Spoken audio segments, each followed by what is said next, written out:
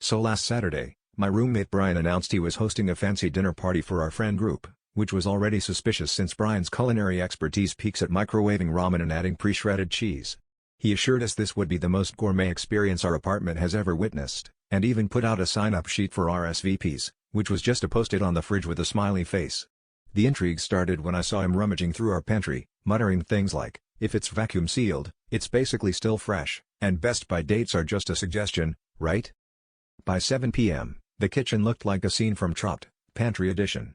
Brian had laid out a spread of crackers that expired during the Obama administration, canned olives that had developed a suspicious grayish hue, and a block of cheese so hard it could have doubled as a doorstop. He called this masterpiece charcuterie, which was apparently French for whatever we found behind the rice cooker. Our friends arrived, bringing wine and a healthy dose of skepticism, which we quickly realized we'd need.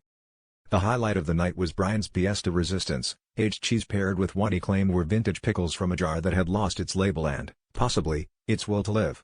As we nervously nibbled, Brian waxed poetic about the complex flavors of thyme, while we discovered that complex is just a polite way to say tastes like regret. One brave soul, Julia, tried to slice the cheese, but needed to borrow my power drill. By dessert, Brian brought out what he called a surprise palate cleanser. Turns out, it was just a bowl of Tic Tacs, which, to be fair, were the freshest thing we'd eaten all night. As the evening wrapped up and we all debated whether to call it a night or a health inspector, Brian stood proudly and toasted to embracing the past.